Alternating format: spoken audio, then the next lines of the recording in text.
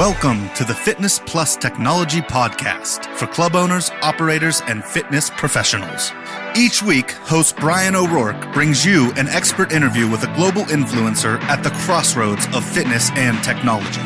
You gain the insights, tools, and inspiration you need to stay connected to the pulse for what matters most for your business in the age of exponential technologies.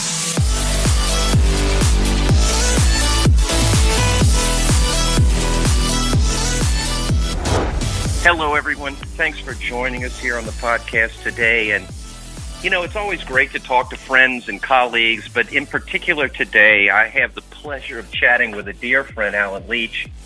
First off, when it comes to sales and marketing, my Irish friend, Alan, he's got to be one of the best in the world. I've seen you speak several times, and recently in London at the IHRSA Congress, you just did a great job, and we'll get into some of the details of the talk. But Alan, of course, area GM at Westwood Clubs. He's got a master's degree in marketing.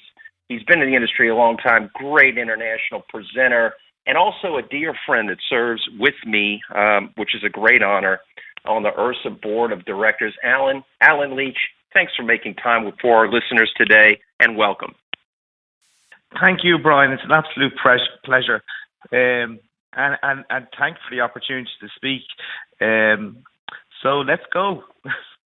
Thank you, Alan. Thank you. So we talked a little bit in advance of this. I'm fascinated by your clubs and some of the things you're doing there and you've done in particular the last few years. So tell us about your clubs. Tell us some details. What services do you offer? What kind of clients? What kind of renovations you've done recently? It's been a big deal over there, right? Yeah, basically, Brian, we've been in the club business probably 30 years at this stage, and it started with one club, then grew to three. So the first club probably opened 30 years ago, the second 18 years ago, and the third about 13 years ago. And those three clubs, we built up to 22,000 members. Now, the type of clubs these would be your premium price club in dollars.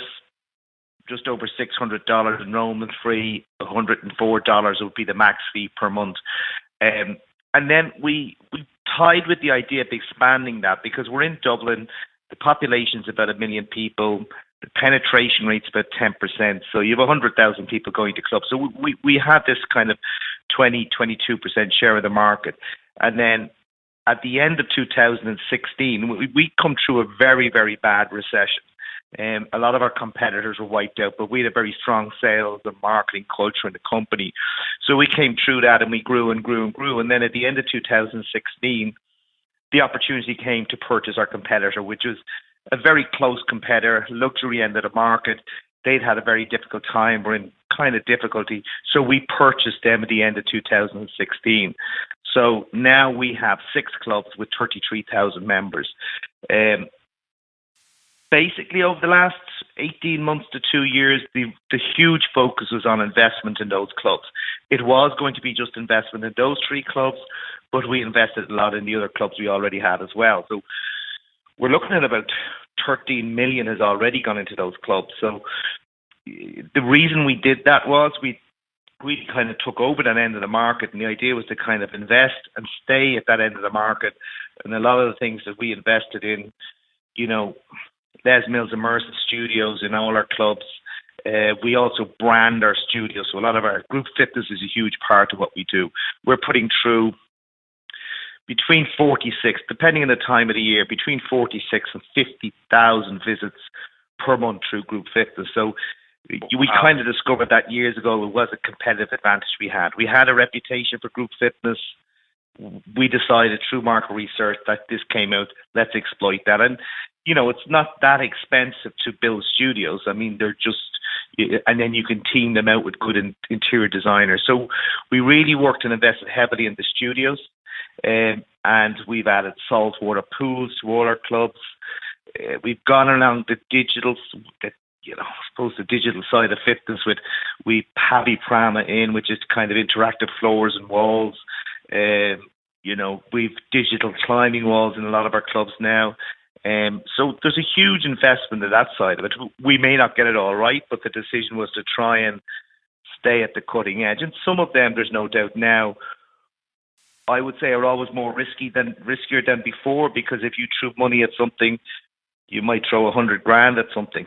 Now you're throwing millions at stuff when you're buying it in. As far as the type of clients we have, Brian, we have two club models between those 6 clubs. One is your big multi-facility, 150,000 square foot to 250,000 square feet with tennis, gym, group fitness, swimming, children's activities, personal training, all that sort of stuff.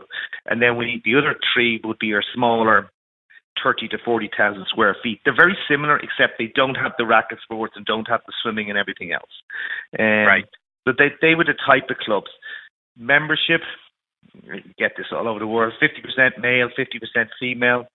Young enough market in some of the clubs. About 73% of our members will be between 18 and 44. 3 of our clubs, we have about 12% are under the age of 18 because they're family-type clubs. So they'd be the type of clubs that we have, and that's kind of a brief history where we've gone from the 1 club to 6 clubs. So I say at the moment, we would have 33,000 members. Our goal over the next 3 years is to take that to 40,000. That's awesome. And if you're in Dublin, and I recommend going to Dublin, I have the pleasure of having traveled there before, please check out Alan's clubs. They just look awesome. So, Alan, thanks for sharing that with your clubs, you being the premier brand in Dublin and all of Ireland, frankly. Knowing that you're really, in my opinion, one of the geniuses of sales and marketing, tell us how, seeing you present, for example, I consider you, as I say, one of the top people in the area. What do you think about marketing today? And what's separating you as a great marketer from everyone else, and why? It's funny. I do a lot of interviews with people, for magazines about marketing and everything else, what makes good marketing and bad marketing. I've always said, look, if you were doing it at a street level, good marketing is marketing that's profitable. I mean, if you do something crazy and everybody thinks you're absolutely mad doing it, but it generates 200 new members for you, it's good marketing. You succeeded.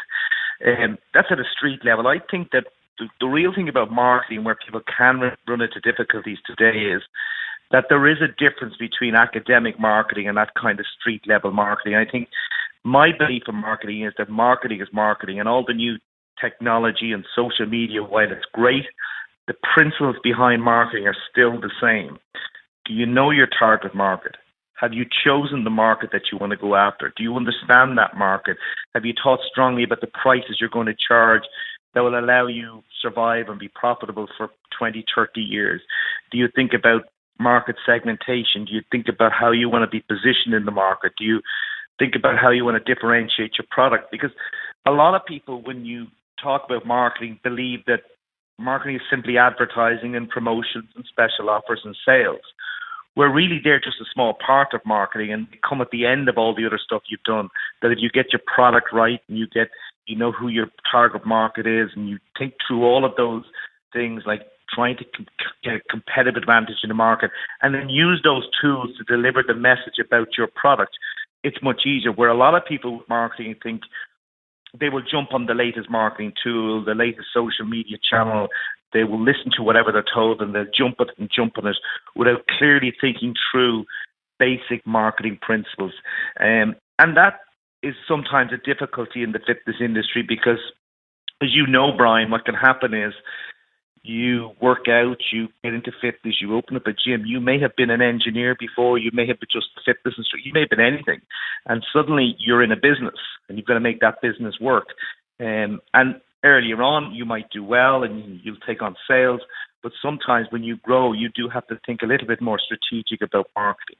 There's no doubt there are some amazing new marketing tools out there that will help you get your message out, social media, digital marketing. But I still think people will be much more successful if they understand the basic principles behind marketing. And one thing, Brian, is that we do at our company, and a lot of people that work for me in marketing departments and all, and I always say to them, don't study the fitness industry too much. study the other industries. What does Disney do? What does Ritz-Carlton do? What do car companies do? What do insurance companies do? What do TV companies do? What do all of these other companies do that make them successful in the long term? And try and study them and apply those principles to running a fitness club. The other thing I think too is when people think about marketing, and it's a very important one, Brian, is understanding that marketing is not just advertising. It's everything that you do that influences someone's decision whether to buy from you or not. And there are some great people out there, that create a great product. I'm a huge fan of David Barton. These people that create great products, launch them on the market, and then use good business practices to get that to people to buy into that product.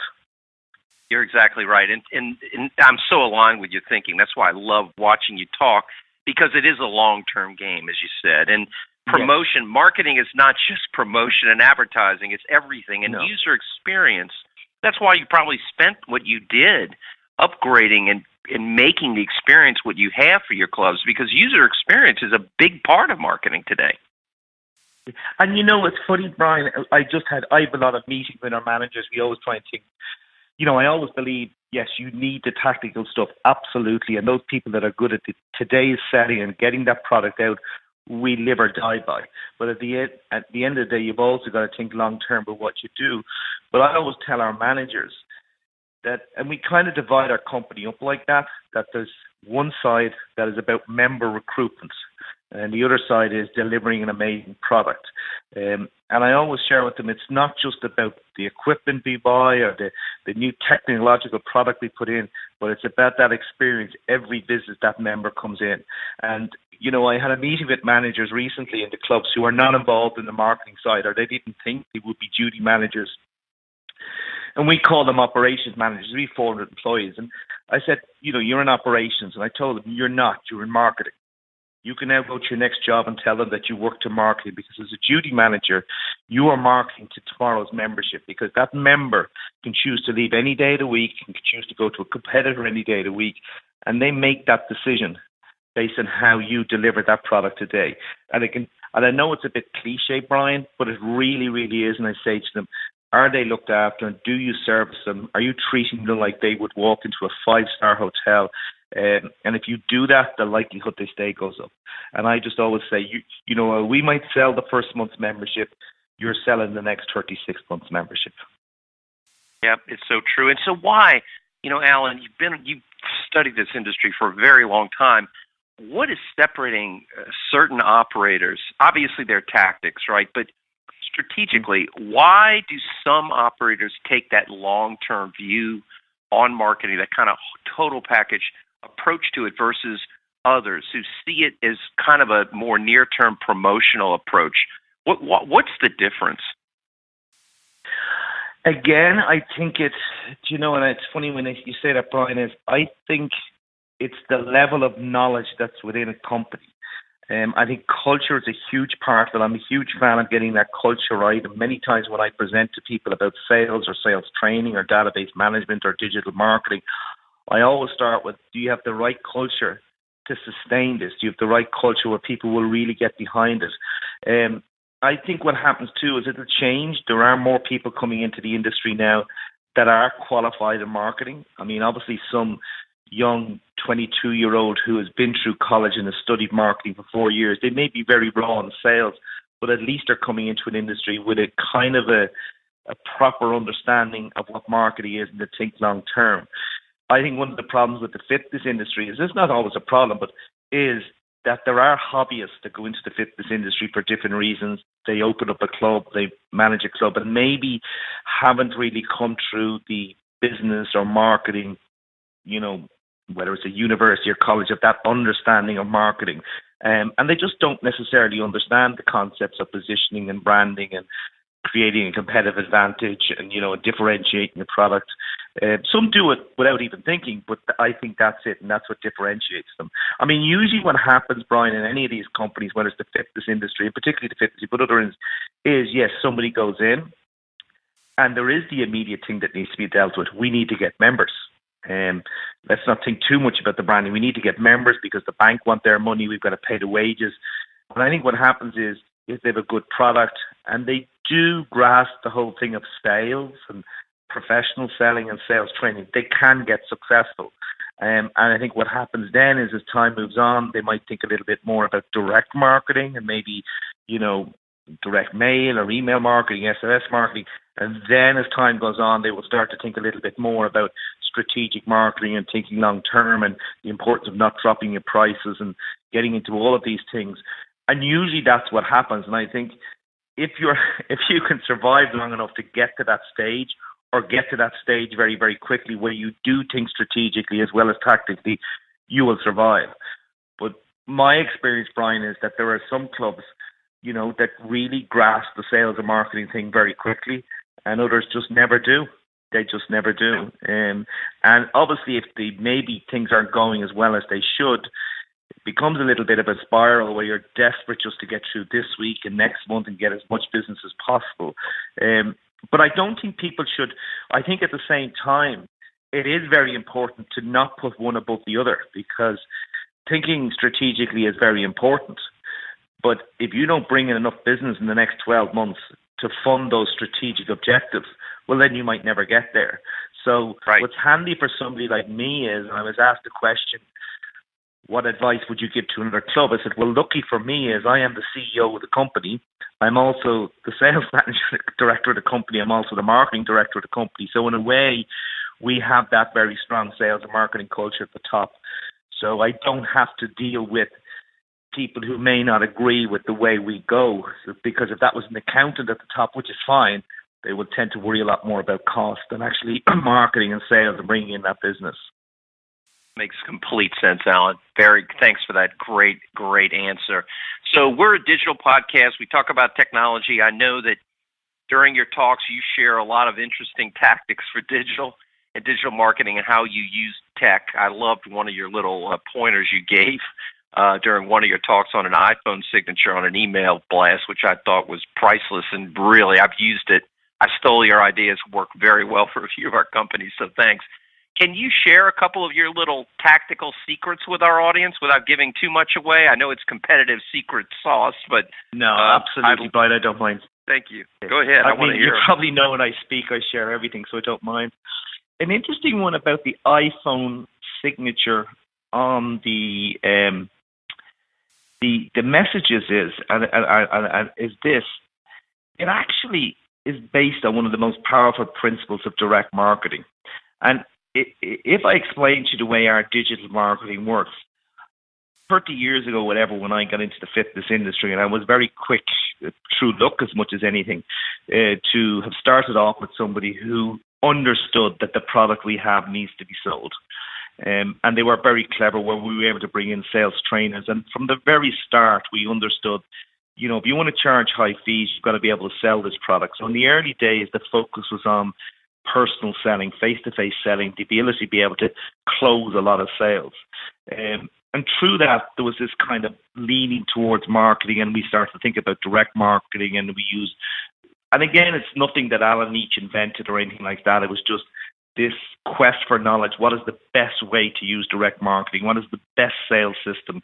How can we make this better? And everything was this quest to get it better, attend lots of trade shows, do different things. I was at college and doing my master's and everything else, but so I was always aware of the importance of this, long-term normal marketing, strategic marketing.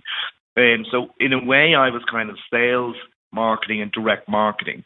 What actually happened then with the digital was, and when you're my age or our age, whatever, you remember the time when email didn't even exist. So digital marketing then came along, and I've always been like that.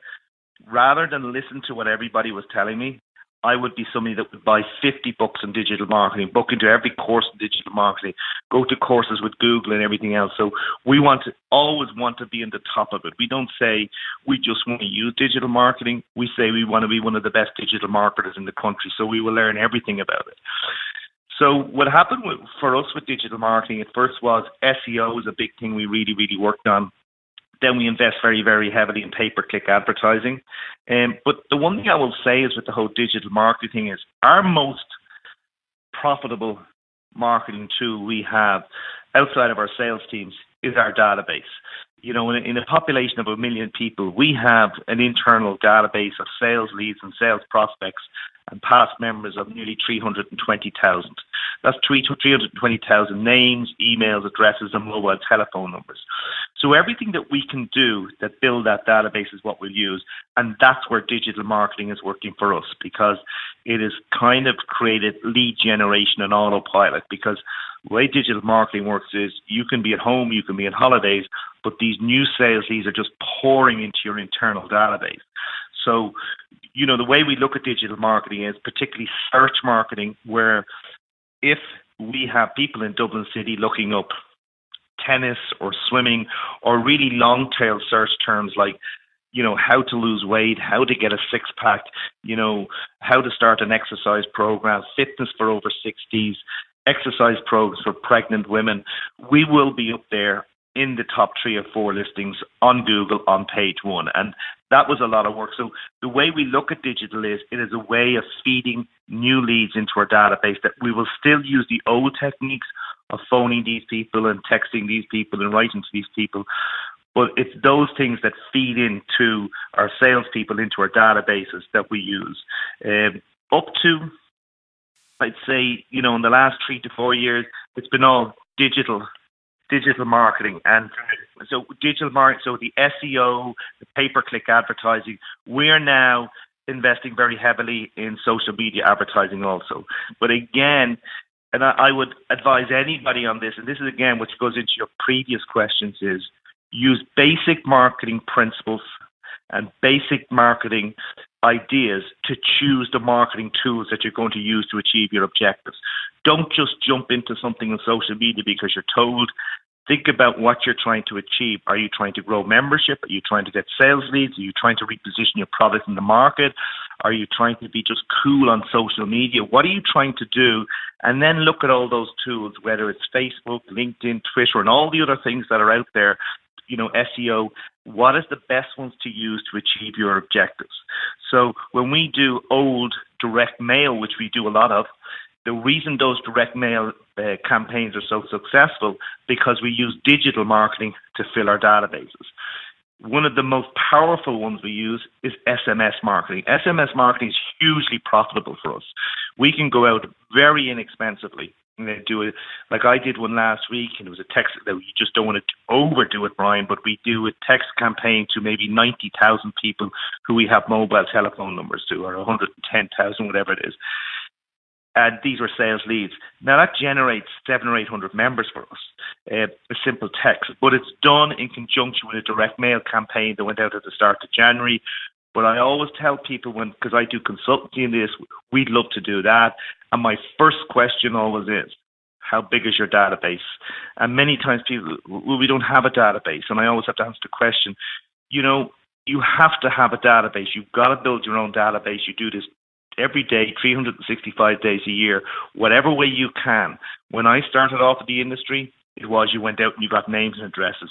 But digital marketing can make that so easy now that, it's lead generation, autopilot, and it feeds it in. So when we use social media advertising, it's not necessarily we're going for the viral post or we're going for this. It is basically allows us to target specific segments of the market. And that's one of the amazing tools about, Facebook advertising, is that you can literally go and say, I want to advertise to the female golfers who live in south side of Dublin, and bang, you do that.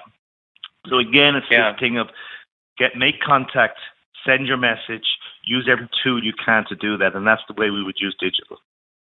Yeah, brilliant. And, those databases, you're so right, because even with Facebook now, you can customize an audience or a lookalike audience using your list. It's amazing. I mean, it's so powerful. Yeah, you can literally, because one of the things, Brian, is that it won't really affect the people in the States, but we have, we were speaking about this at the IHRSA board meetings, and most people weren't aware of it. Europe have brought in new laws, and those new laws, it's called the General Data Protection Regulation. They come out the 20th of May, and basically, it's still debatable. I'm dealing with barristers and lawyers to find out the true meaning of the new law. But basically meaning a lot of your old databases you will not be able to target anymore, because if they have not specifically opted in and you don't have proof they've opted in, because we have opt-out in Ireland as opposed to opt-in.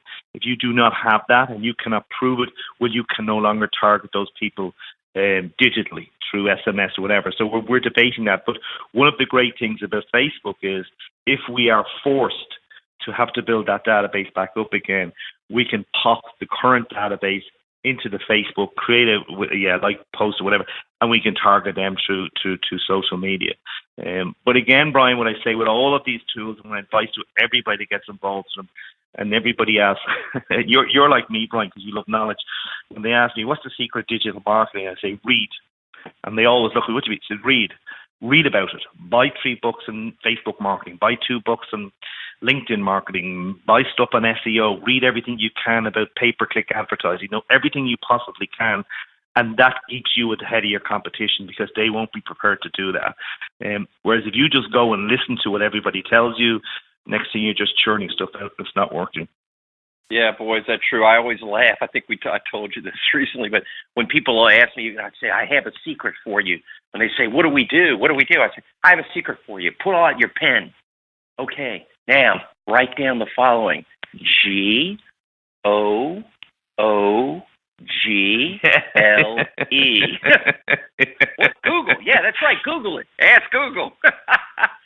Well, there's an interesting one, Brian, when you said there, actually 2 things. When you're asking about, the reason I say all of that comes back to the iPhone signature. One of the most important things about direct marketing, whether it's text, whether it's email, whether it's direct mail, is the secret is it should always appear to be a message from one person to one person. Or as they used to say years ago, writing to your Auntie Mary multiplied by 100,000. And the great thing about the iPhone signature, it gives that impression that one person sent that text or that email to one person. And that's why if you look at a lot of our email marketing, we don't use templates, we don't use pictures. We keep everything very simple so it looks like a message that was sent from one person to the other. The other thing is, and you said there when you told people get their pen out, it's another thing when you actually get into the nitty-gritty of the tactical writing, promotional campaigns, writing direct mail copy, writing, website copy, is it still starts with a pen. Because you can have all of these tools, whether it's social media tools or, content managed websites and all the things that we talk about to get business in. None of those come with any words. You have to write those words. And probably the most important thing of all of these is your ability to write persuasive copy. If you can write persuasive copy, you usually survive in all of these channels. The problem for a lot of people is they jump on these channels and go, they're not really that good at writing good copy. So again, I always tell people, study copy and how it's written. That's brilliant. So that is brilliant. Brilliant. Old school meets new school, right? That's it, Brian. You hit it in one. Old school meets new school. I love that. So you travel a lot, Alan, and thank you for your generosity of your time. I know it's in the evening in Ireland, and here it's fine, too. Brian. So I think, you're great to share your insights for the audience. So tell me, as we wrap up with another question or so, what do you find right now that is interesting to you about digital impacting the club space in general? I mean, what do you think about it? I mean, where do you think it's going? We have all these devices. We have, of course, your club's using all kinds of form of digital, like Les Mills Immersive you mentioned, and a lot of other things, the Poppy product you mentioned, creating these experiences based on digital. I know you have some very cool things you're doing there, and that's impacting the space. What do you think what do you think about that, and where do you think that's going in general? It's funny, Brian, when I think of that the way that those products I just told you, I'm still not convinced, and I'm a little bit of a maverick when it comes to this digital thing, is if I look at the impact that digital or technology is having on the fitness industry, and one has to look at, well, what impact is it having in any industry? And if I was to look at very quickly off the top of my head, I think fitness clubs need to look at probably from 3 angles. Is there technology and digital products that will help you run your business better? So we're talking about front desk software, online booking systems, being able to book your classes, all the things that go with making running a business easier, more streamlined. So there's those type of products. The second thing is with digital is to market your business. And there's no doubt there are some amazing, amazing digital products out there that can help you market your business. There's some incredible digital tools, many of them free, that when I speak and I can be in front of 800 people and I ask the questions, who uses this product? And out of 800, you might get 3 hands or 4 hands or 5 hands. And it always amazes me that people are looking for something, and there's so many amazing tools out there that can help you market your business, learn about your business. And you know them, Brian. There's the free Google Trends tool, the Google Keyword Planner, Google Analytics. You know, there's some other ones, SimilarWeb, Buzzsumo. These are all great tools. Firefox is a great tool that you can just go on and see exactly what people think of your business, how they're reacting to your websites, and all these amazing tools that can help you make decisions about your business. So I think digital is having a huge impact on marketing if you fully understand marketing, and if you learn how to use those products and not necessarily just rely on what you're told. You know, and particularly with social media, because, you know, sometimes, you know, I was asked recently, what's the great thing about social media? And I said, the huge advantage of social media is that anybody can use it. And they said, what's the disadvantage? I said, the huge disadvantage of social media is that anybody can use it. They're the same because exactly. Because it's so easy to use, it's also so easy to put out crap. I often tell people about, you know, with social media, you know, if you were putting together a brochure, or you were putting together a billboard sign, or you were putting together a new website, you wouldn't just hand that to somebody and say, do whatever you like and just put it up. But yet we tend to do that with social media, so whatever.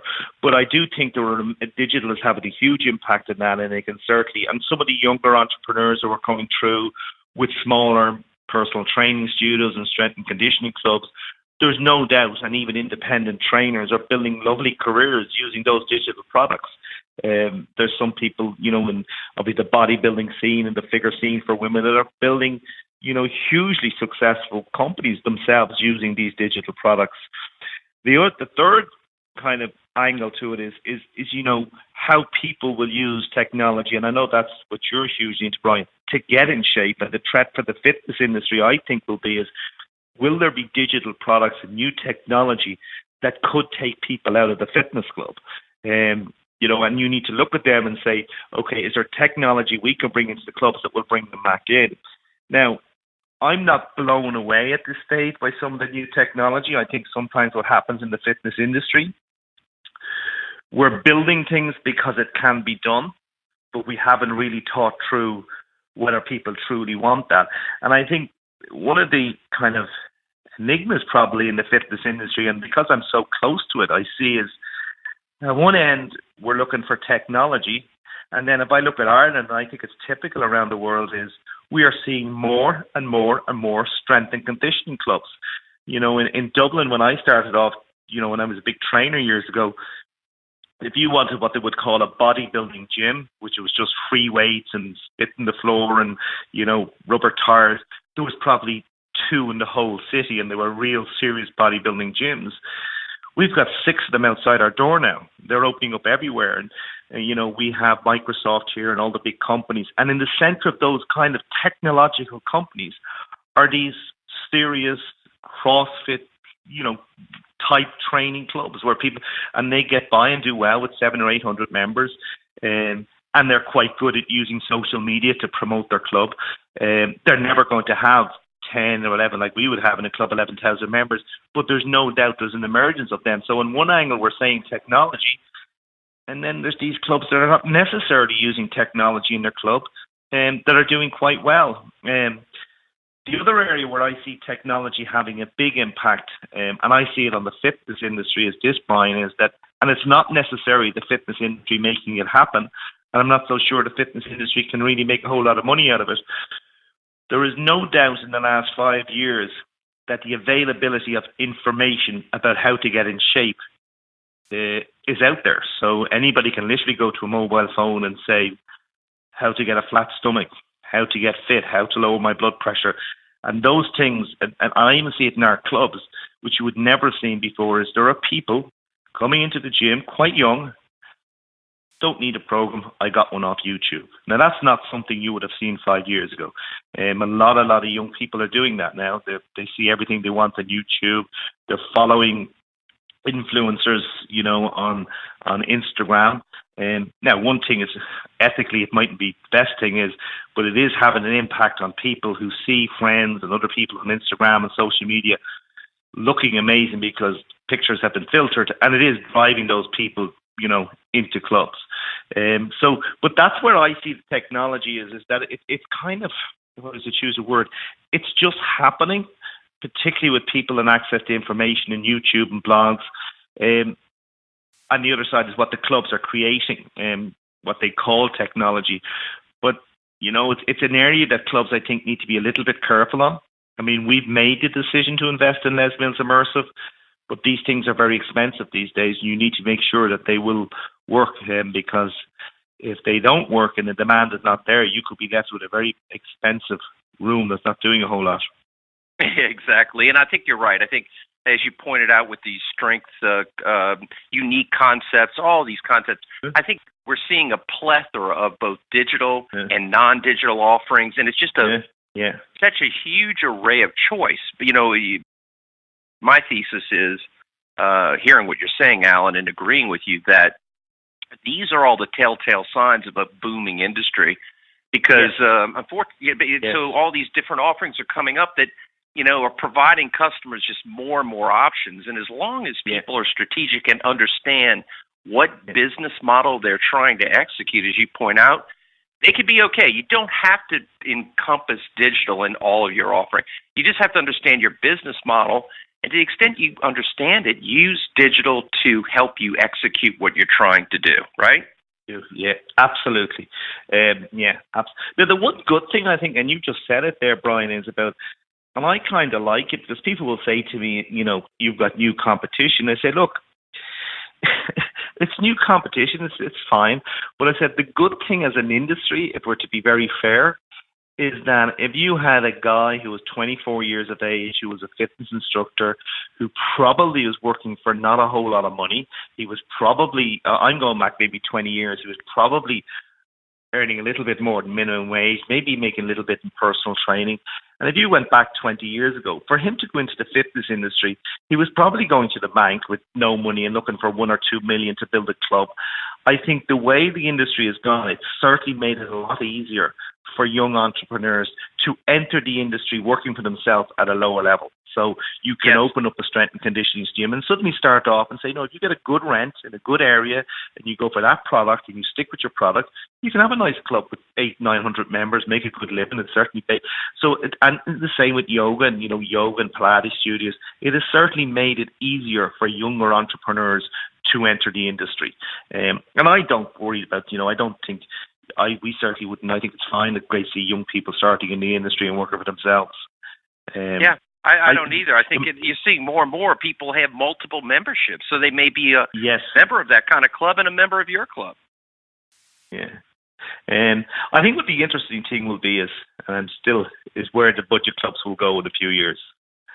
And that's one of the things.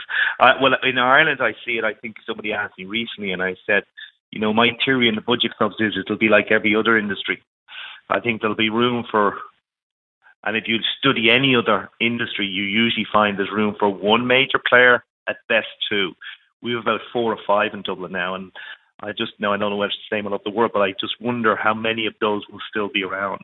Because there's no doubt the clubs that are charging the higher fees, if people were actually looked at it closely, are surviving very well. Yeah, I think we're going to enter another era of consolidation around those, but we'll see. But, Alan, you are so awesome to spend time. I always enjoy seeing you at all of the events and love hearing you talk. Now, we're both going to be at IHRSA in San Diego this year in March. I know that because we're on the board of IHRSA. And are you going to be talking at IHRSA this year? I assume you will be? I am talking on digital marketing this year. I've talked for 10 years in sales, so this year on digital marketing. That's going to be awesome. And what day is that, Alan? I can't remember, Brian. It's okay. Go to IHRSA.org, IHRSA.org, look up Alan. And of course, follow Alan on LinkedIn, all the social platforms. He's always sharing great content. I loved your video recently on the job interview. I thought that was hilarious, Alan. The other thing I'll say, by the Brian, is any of your listeners at all, all our staff and managers here have huge open arms from anybody that ever comes to Dublin who wants to see the clubs. And we always throw on a show for them, always, from any country or anything else. And our managers and all love showing people around. Well, you're such a gracious guy, and I've always learned from you, and I'm so grateful for you making time for our audience. I know they'll enjoy this chat. And Alan, thanks for all your wisdom on digital marketing. Thanks for spending time with us today, and I look forward to seeing you. We're gonna have a great time there, my friend. And I saw today, this is the biggest and most successful IHRSA convention ever. Yes, it's going to be giant. All of our listeners, I hope a lot of you get to go. San Diego's a great town. It's a great convention center, and the IHRSA staff puts on a great show. All the professionals from around the world will be there, like Alan Leach, and what a great event. Alan, thanks again for making time. I know the audience love this. We look forward to seeing you soon, my friend. Thank you, Brian. You're a gentleman. Thank you. Hi, everyone. This is Brian O'Rourke again. Thanks for listening to the podcast today. I hope you enjoyed it. The podcast is brought to you by the Fitness Industry Technology Council, as well as my company, Videri Ventures, Moon Mission Media, and others. We hope you enjoyed the content. Please feel free to share it and join us again soon when we bring to you another leader in the fitness space talking about technology and what it means to our industry. Have a great day, and we'll talk to you again very soon.